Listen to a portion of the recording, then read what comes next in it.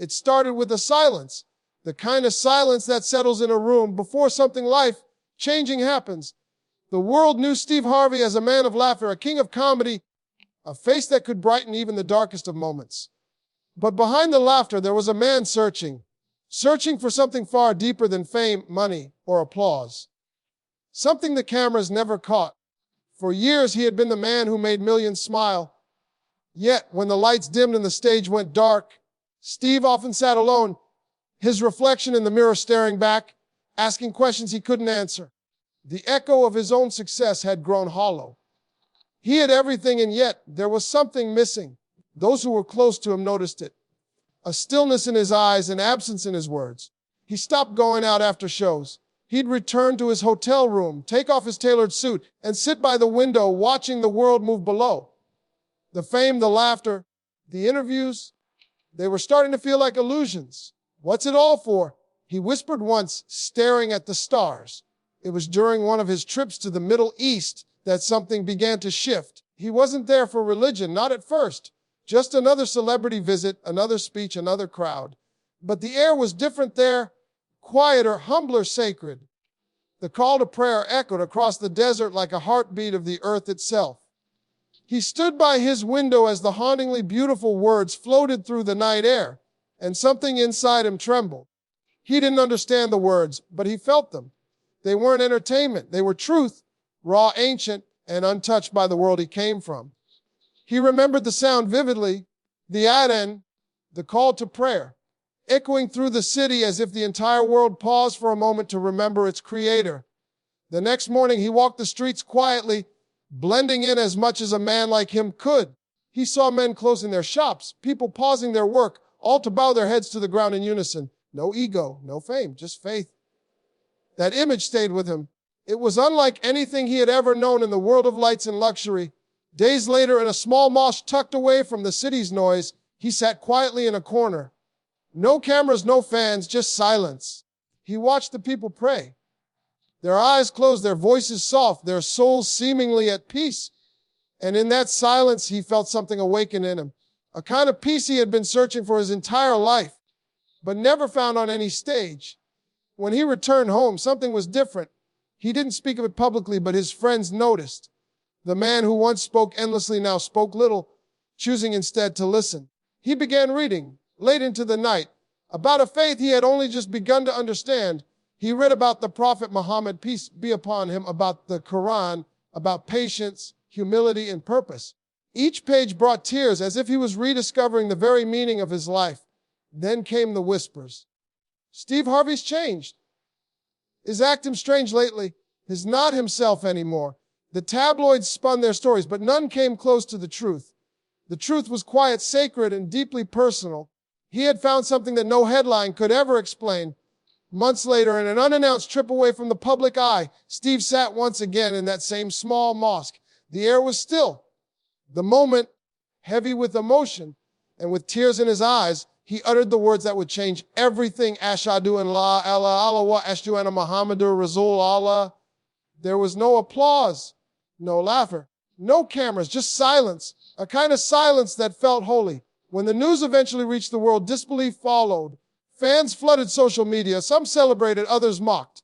Steve Harvey, impossible. But those who truly knew him said nothing. They simply smiled because they understood. The man who once lived for the world had now found peace beyond it. In interviews afterward, he spoke carefully. His tone was slower, his words softer. I found something real, he said once, his voice breaking slightly. I found peace. He didn't try to convince anyone. He didn't need to. His eyes said enough.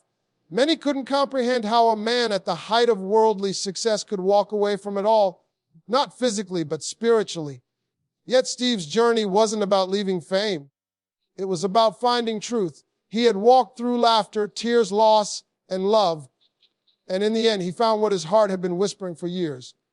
Somewhere deep inside, behind the comedy, the showmanship, and the spotlight, there had always been a man who was yearning for God. A man whose laughter once filled the world, now filled his prayers. And if you listen closely, you can still hear it. That same voice that once made you laugh, now whispering a truth deeper than humor, stronger than fame.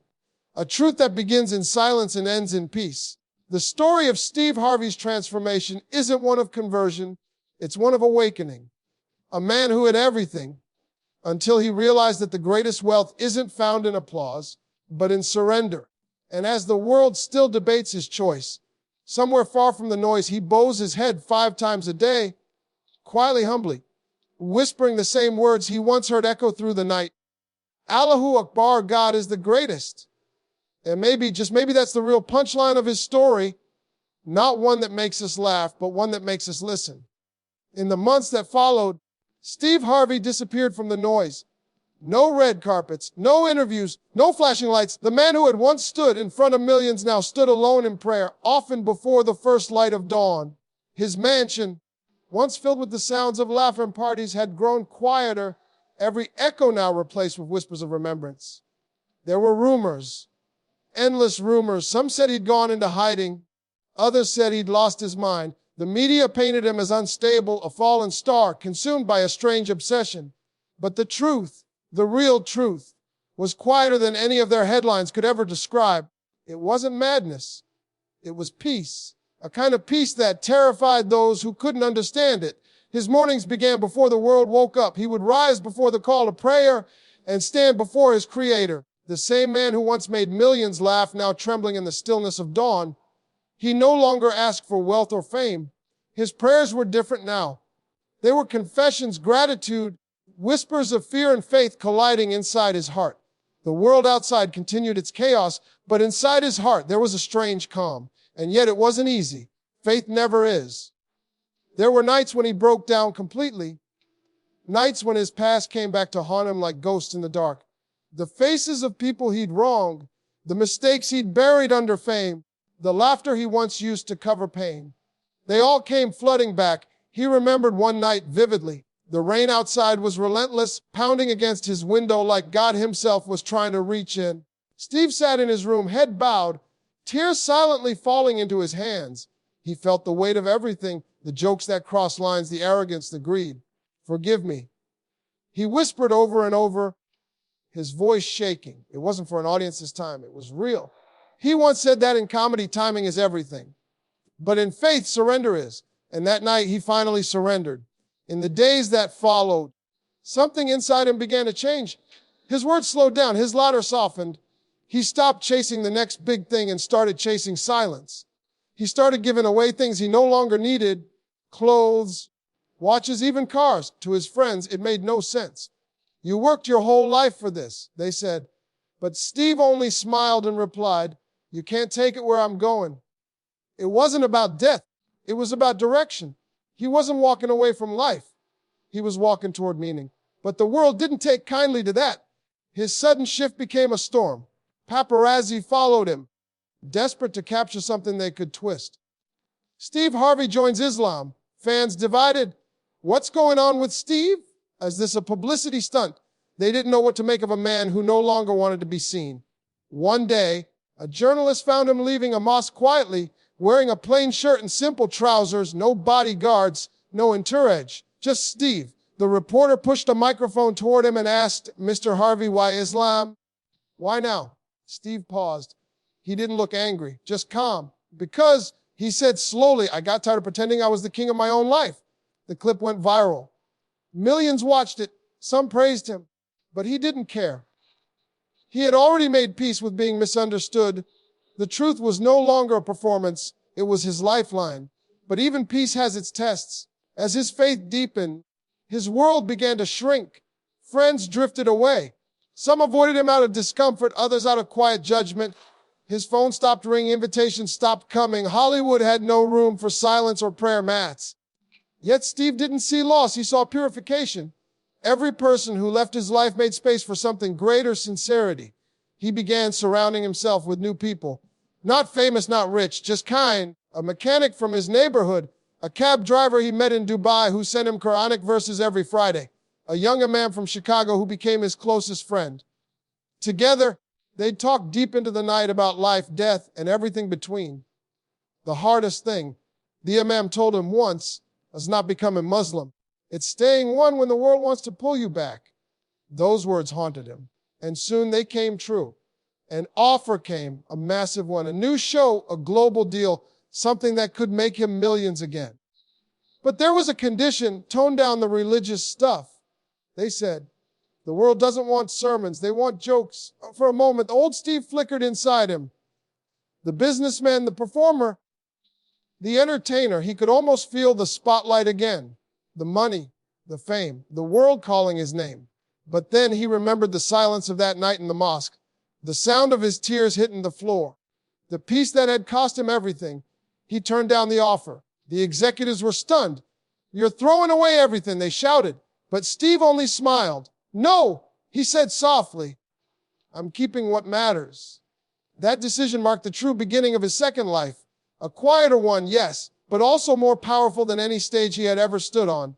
He began traveling again, not for shows or sponsors, but for reflection. He visited old cities, Mecca, Istanbul, Fez.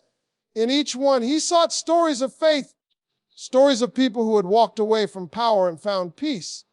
In Morocco, he met a calligrapher who told him, "Ink fades, fame fades, but the word of God doesn't." In Turkey, an old man in a mosque whispered, "You are lucky to have heard the call before death heard you." Those words stayed with him. His children noticed the change too. At first, they were unsure, confused by the prayer mat, the fasting, the sudden humility in their father's tone. But then they saw something they hadn't seen in years: genuine happiness. Not the kind that came from success, but the kind that came from surrender. And yet, the deeper he went into faith, the more the world tried to pull him back. Fame doesn't let go easily. There were rumors, false stories, fabricated scandals. They tried to portray him as radical, brainwashed, lost. Some shows refused to book him again. Some sponsors pulled out. But through it all, he remained silent. Silence had become his weapon. In one rare interview years later, when asked how he deals with the backlash, he leaned forward and said quietly, "If they knew what I feel when I put my head to the ground in prayer, they'd all understand why I don't care anymore." That clip went viral too. But this time, something shifted. Thousands began reaching out. People who had been lost, tired, broken. They said his words brought them comfort, hope. He hadn't planned to preach, but his silence was preaching louder than any sermon. Then came a moment no one expected. During a trip to Medina, as he stood before the Prophet's mosque, something inside him broke again. But this time, not in pain, in awe. He stood there for hours, motionless, eyes full of tears, whispering to himself, "I don't deserve this peace." The air around him felt alive. The sound of prayers, the soft rustle of robes, the murmur of thousands calling upon God. It felt like he was standing inside eternity. Later that night, in his hotel room, he wrote something in his journal. A single line: "I spent my whole life making people laugh. Now I just want to make God smile." That page never left him. He kept it folded in his pocket like a secret, worn and faded, a reminder of why he walked away. But even peace can't escape pain forever. A few months later, Steve lost someone close, a friend who had supported him through his transition. The grief hit him hard. In the old days, he would have drowned that pain in work or noise. But now he sat in silence again, tears mixing with prayer. "To God we belong, and to him we return," he whispered.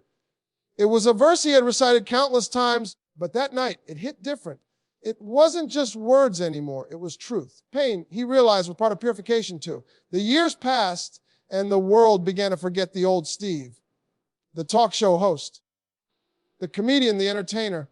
But somewhere a smaller group began to remember him differently, as the man who walked away from the world and found his soul. His faith had changed him completely. He was no longer a performer trying to make people happy. He was a servant trying to make his creator proud. Yet, even as peace filled his days, he sometimes caught glimpses of his old life. On TV, on social media, in passing conversations. A ghost of who he once was. And sometimes late at night, he'd smile faintly and whisper, "Thank you for breaking me." Because it was only through that breaking that he had been rebuilt. There's an old saying that faith doesn't make life easier. It makes it meaningful. Steve understood that now. His wealth no longer defined him. His laughter no longer masked pain. His fame no longer held power over him. He had become what few people in this world ever do: content. And yet his story wasn't over. One evening years later, as the sun set over the hills of Mecca, Steve sat quietly on a small balcony overlooking the sacred city. The sound of the adhan rose again. The same sound that had once changed his life years ago. This time, it didn't shake him with awe. It embraced him like an old friend. He smiled, eyes wet, whispering, "You called me once, and I finally listened." The camera, if there had been one, would have captured a man sitting in silence as the golden light faded, the hum of faith filling the air around him. But there were no cameras now. No applause, no audience, just peace. And somewhere in that fading light, it became clear. His story was never about a celebrity converting to a religion. It was about a man finding his way back to God after being lost in the glitter of the world, a journey from laughter to tears, from ego to humility, from illusion to truth. And as the final call to prayer echoed through the city, Steve Harvey rose slowly, wrapped his shawl around his shoulders, and walked toward the mosque. One step at a time, his heart steady, his soul light. Because in the end, he had learned the greatest secret of all, that peace isn't found in being remembered by the world.